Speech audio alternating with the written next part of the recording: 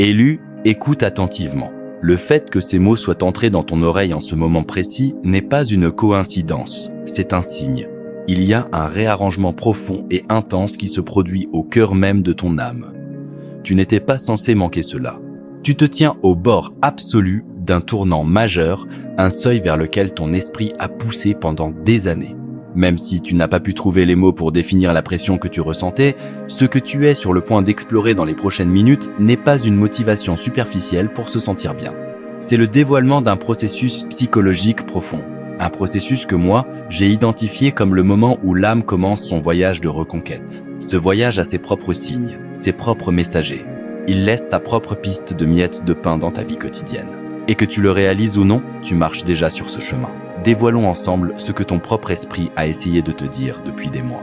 Il y a des moments dans la vie où le tissu de la réalité semble vibrer à une fréquence différente, non pas plus forte, mais avec plus de densité. Tu traverses une journée ordinaire quand une pensée arrive dans ton esprit qui semble ne pas t'appartenir, ou tu entends une vieille chanson oubliée 3 fois en un seul après-midi provenant de 3 sources différentes. Peut être que tu tires un livre au hasard d'une étagère, et qu'il s'ouvre exactement au passage qui parle directement à une question qui pèse sur ton cœur. La plupart des gens écartent ces choses comme aléatoires, une bizarrerie du destin, et passent à autre chose. Mais toi, tu sens quelque chose de plus. Ces événements ne sont pas des coïncidences. Ce sont des instances de ce que la psychologie analytique appelle la coïncidence significative. Je l'ai vu non comme un hasard, mais comme un principe fondamental d'organisation de l'univers, opérant au-delà des lois de cause et d'effet. C'est l'intersection sacrée où ton monde intérieur et le monde extérieur se touchent, se reflètent mutuellement et révèlent un sens caché, partagé. Ton âme n'opère pas selon un horaire. Elle ne pense pas en termes de registre ou de liste de tâches. Son langage est fait d'images, de symboles, de ces étranges rencontres qui te font t'arrêter et te questionner. Quand un grand retour à la maison intérieure approche, l'inconscient envoie ses éclaireurs. Il te prépare même quand tu ne sais pas à quoi tu te prépares. Cette préparation se produit sous les planches de ta conscience éveillée. Tu ressens une agitation. Tu ne peux pas nommer un désir ardent pour quelque chose que tu ne peux pas définir. Une pression qui monte de l'intérieur et qui te garde éveillé à fixer le plafond au milieu de la nuit. Ton corps est le premier à savoir. Ta peau pourrait se sentir plus sensible, ton ouïe plus aiguë. Certaines personnes rapportent sentir un parfum de leur enfance qui n'a pas été présent depuis des décennies ou voir les couleurs d'un coucher de soleil avec une intensité presque douloureuse. Ce n'est pas ton imagination. C'est ta psyché qui étend son antenne, sentant qu'un recalibrage profond est à l'horizon. Ce que tu vis comme une prémonition est en vérité un écho de toi-même, un écho de la personne que tu étais auparavant. Le monde t'a appris à te rétrécir, à te faire plus petit. J'ai parlé du soi comme du vrai centre et de la totalité de la personnalité. Ce soi n'est pas ton ego, ni l'image soigneusement construite que tu présentes au monde. C'est le noyau indestructible qui repose sous toutes les couches de conditionnement, de traumatisme et de mécanismes de survie. Quand un retour est imminent, c'est parce que ce noyau a commencé à s'agiter. Il exige d'être vu. Il en a fini d'être invisible. La question n'est pas de savoir si tu te sens prêt. La question est de savoir si tu es prêt à voir les signes que tes propres profondeurs t'envoient. As-tu remarqué dernièrement comment tes anciennes passions ne t'allument plus ? Comment des amitiés qui t'ont soutenu pendant des années te semblent maintenant étrangement vides ? Comment des poursuites dans lesquelles tu as versé ton cœur ont perdu leur résonance ? Ce n'est pas une perte, c'est un dégagement. Ta psyché fait de la place. Elle dégage la scène pour quelque chose de bien plus substantiel, pour toi dans ta forme la plus authentique. Un retour n'est pas une question de revenir en arrière. Ce n'est pas un souhait sentimental pour un passé qui est parti. Le mot anglais « homecoming » porte un pouvoir différent. Il implique de retourner dans un territoire qui a toujours été le tien, mais dont tu as été exilé. Cela signifie reconquérir les parties de toi qui ont été enterrées sous les décombres des attentes des autres. Tu ne reviens pas à un état antérieur. Tu reviens à toi-même, à la puissance indomptée qui existait avant que la peur t'ait appris à te taire, à la clarté perçante que tu possédais avant d'apprendre à te trahir en échange d'une acceptation. J'ai fait une distinction cruciale entre ce qui est imposé de l'extérieur et ce qui grandit de l'intérieur. La plupart des gens vivent une vie scénarisée par des forces externes. Les ambitions de leurs parents, les codes de leur culture, les désirs de leurs partenaires. Ils jouent dans une pièce pour laquelle ils n'ont jamais auditionné. Et puis, un jour, après des années ou des décennies, quelque chose en eux se brise. Non pas parce qu'ils ont échoué, mais parce que leur âme ne peut plus supporter de vivre en exil. Ton retour à la maison commence à l'instant où tu réalises que tu joues un rôle, que les mots qui sortent de ta bouche ne sont pas les tiens, que tu t'assois dans des pièces où ton esprit ne peut pas respirer. Cette réalisation fait mal, mais c'est le début de tout. Il y a une différence profonde entre un nouveau départ et un retour à la maison. Un nouveau départ cherche un emplacement différent, un nouveau travail, un nouveau partenaire, quelque chose d'extérieur. Un retour à la maison fouille pour ce qui a été perdu intérieurement. C'est une fouille archéologique pour la force que tu as enterrée la première fois qu'on t'a dit que tu étais trop. Pour la colère légitime que tu as dû avaler pour être considéré comme gentil, pour la vérité que tu as dû faire taire pour éviter d'être rejeté. Rien de cela n'est parti. Cela a été gelé dans le temps en attendant, mais ce n'est pas mort. Ton retour est l'excavation minutieuse de ces parties vivantes de toi. Tant de gens ont peur de leur propre magnitude. Ils ont été enseignés à s'excuser pour l'espace qu'ils occupent, pour leurs besoins, pour leur existence même. Mais cette différence n'est pas ta nature. C'est un comportement appris. Et tout ce qui a été appris peut être désappris. J'ai décrit le processus d'individuation comme le voyage pour devenir qui tu as toujours été dans ton essence la plus profonde. Pas une meilleure personne, pas une personne plus parfaite, une personne plus réelle. Ton retour n'est pas un projet d'amélioration de soi. Ce n'est pas une question de devenir une bonne personne. C'est une question de devenir une vraie personne. Une qui n'a plus besoin de mentir pour survivre. Mais avant qu'un tel retour à la maison puisse se produire, quelque chose doit mourir. Pas symboliquement, mais dans le paysage réel de ton monde intérieur. Tu ne peux pas retourner à ton essence centrale sans d'abord traverser l'obscurité.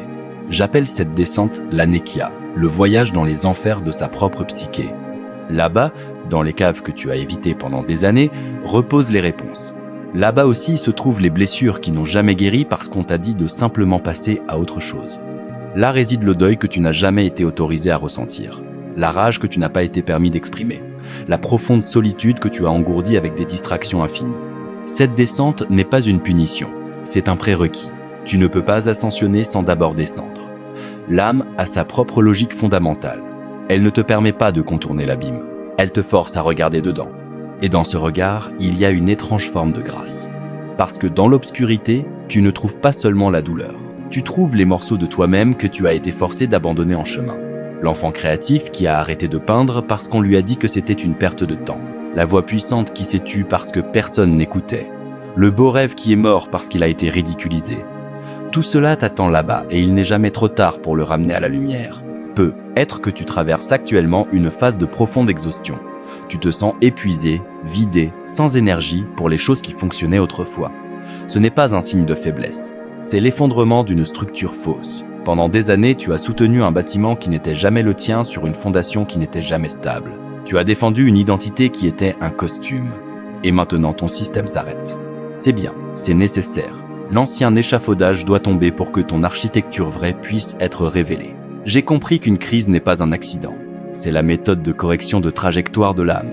Il y a une sagesse cachée dans cet effondrement. Ton exhaustion te dit que cette façon de vivre est terminée. Ton vide te dit que tu as donné assez de toi-même à des choses qui ne t'honoraient pas. Ton désir de te retirer te dit qu'il est temps d'aller à l'intérieur. Arrête d'interpréter cela comme un échec. C'est le début de ton retour à la maison. Parce que seulement dans le silence, seulement dans la retraite du bruit du monde, peux-tu enfin entendre ce que ton âme a murmuré tout ce temps. Et son message est simple. Reviens à la maison. Reviens à moi. Tu as porté des masques qui n'étaient pas les tiens. Certains t'ont été transmis par ta famille, d'autres, tu les as fabriqués toi-même pour survivre dans différents environnements. Tu as joué des rôles parce qu'on t'a appris que ton vrai visage n'était pas acceptable. Mais ces masques deviennent insupportablement lourds. Ils te serrent la gorge. Ils t'empêchent de respirer. Ton retour commence quand tu oses en enlever un, juste un, et que tu réalises qu'il y a encore de la peau en dessous, que tu es toujours là, que tu ne disparais pas quand tu arrêtes de performer. C'est le moment de la plus grande peur, parce que le masque était aussi un bouclier. Il te protégeait du jugement, de la critique, d'être seul. Sans lui, tu te sens exposé. Et c'est précisément le point. Le retour à toi-même exige cette vulnérabilité. Il exige que tu te présentes sans garantie d'applaudissement, que tu dises ta vérité sans savoir comment elle sera reçue, que tu ressentes tes sentiments sans t'excuser pour eux. Ce n'est pas un voyage facile, mais c'est le seul qui mène vraiment quelque part. Maintenant, à cette jonction, quelque chose de critique se produit au plus profond de toi. Un feu ancien commence à brûler à nouveau. Ce n'est pas un feu agressif, pas un feu destructeur. C'est la flamme de ta propre force vitale, celle que tu as gardée étouffée si longtemps. J'ai reconnu que notre ombre, la partie de la psyché que nous réprimons et nions, ne contient pas seulement nos défauts. Elle détient l'énergie vitale brute et indomptée que nous avons dû supprimer pour être acceptable. Ta colère légitime est là. Ta créativité indomptée est là. Ton désir sans excuse et ta volonté souveraine féroce sont là. Tout cela a été enfermé, mais ce n'est pas mort, c'est en attente. Ton retour est la libération de cette énergie. Imagine que tu as gardé une partie sauvage et belle de ton esprit enfermée dans un sous-sol pendant des années. Tu l'as nourrie de miettes de distraction et d'occupation, mais tu n'as jamais vraiment ouvert la porte. Et maintenant, cette porte commence à trembler sur ses gonds. Ce qui attend derrière n'est pas dangereux. C'est la partie la plus vivante de toi. C'est le pouvoir qui te nourrit quand tu arrêtes de demander la permission. L'intensité qui coule à travers toi quand tu dis enfin ce que tu penses vraiment.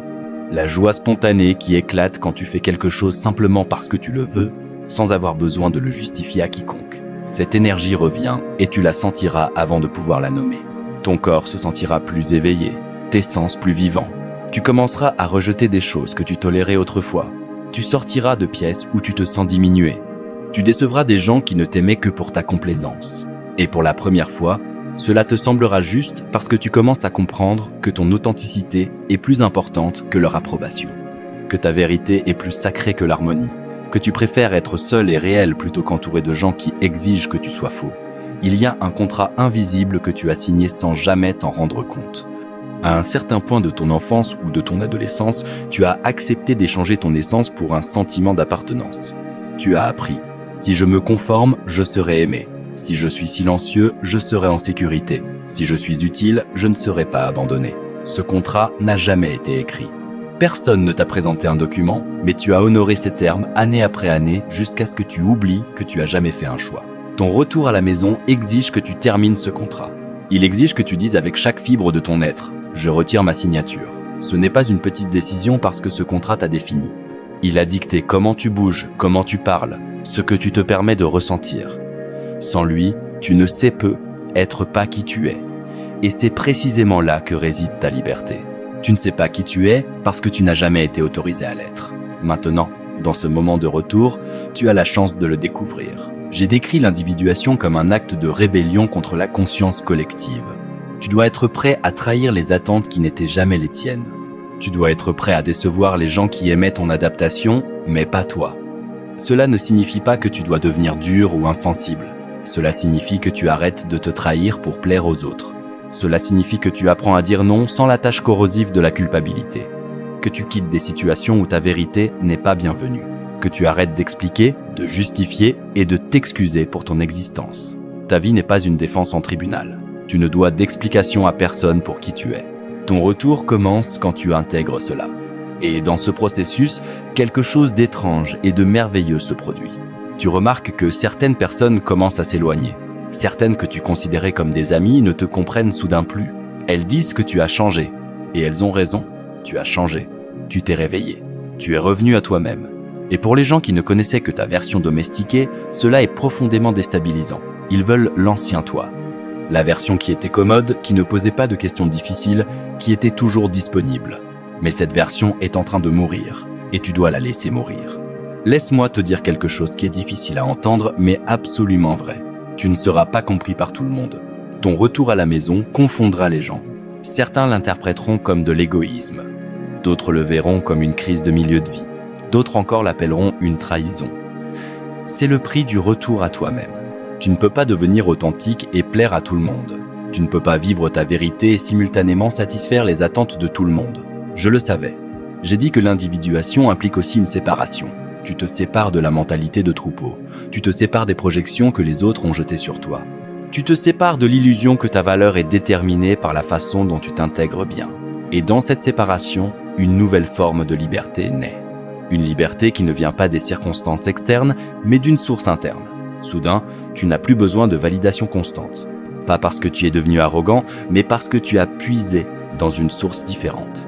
Cette source est toi, ton savoir intérieur, ton compas interne, ton oui inébranlable et ton non clair. C'est l'axis mundi, l'axe du monde dont parlent les mythes anciens. C'est le centre inébranlable autour duquel tout le reste tourne.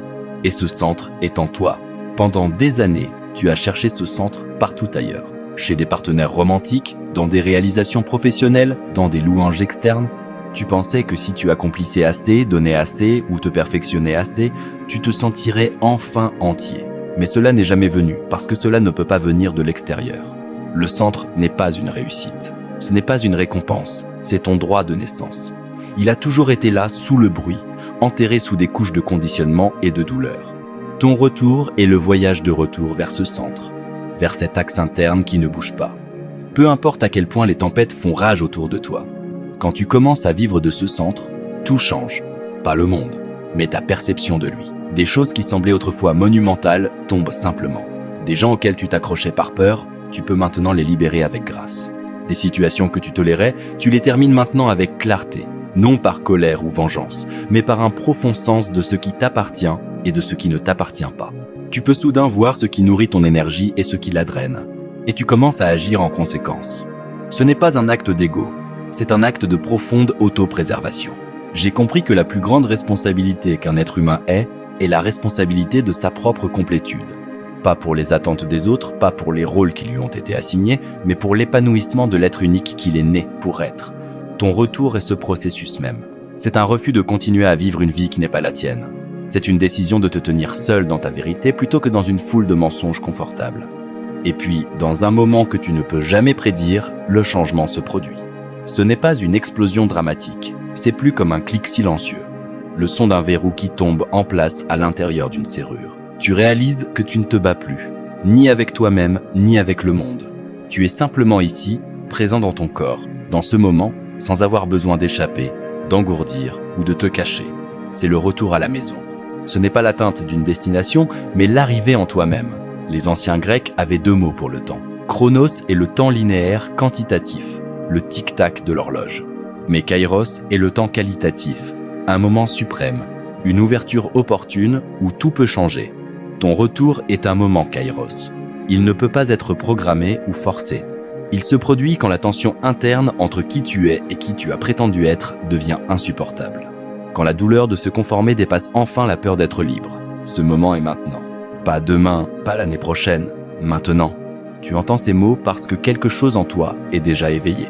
Parce que ta psyché t'a guidé ici pour confirmer ce que tu sais déjà dans tes os. Tu es au bord du plus grand retour de ta vie.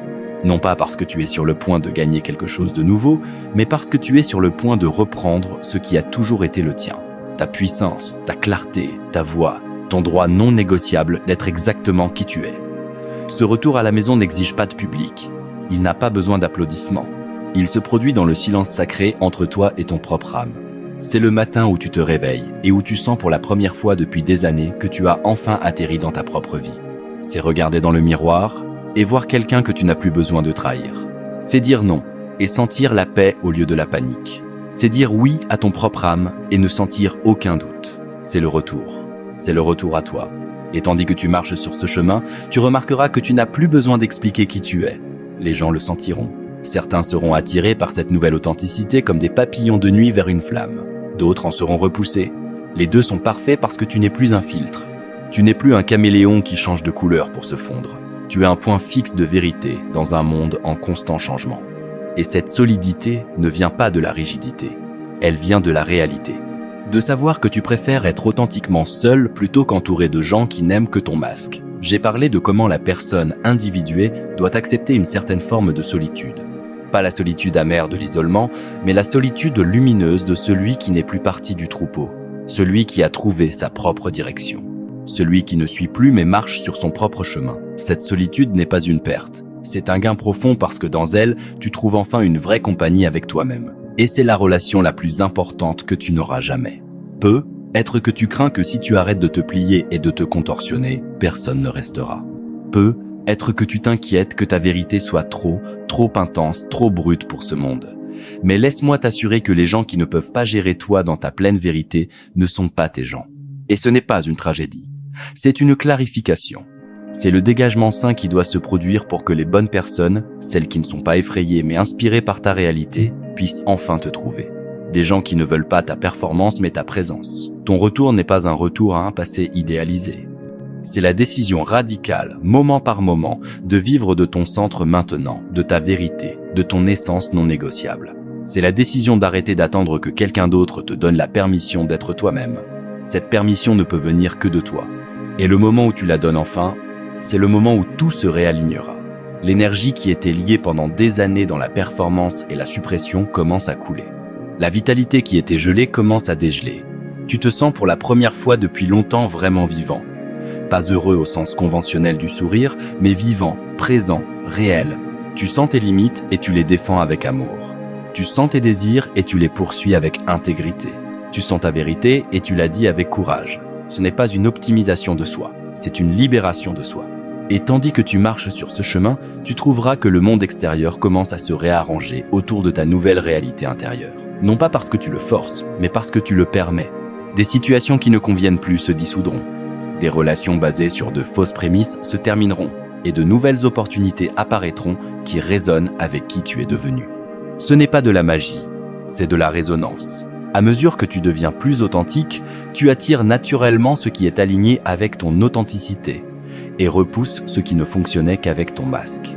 Donc ton retour à la maison n'est pas un événement unique. C'est un processus, un déploiement, un éveil graduel au fait que tu n'as jamais été brisé. Tu étais seulement enterré.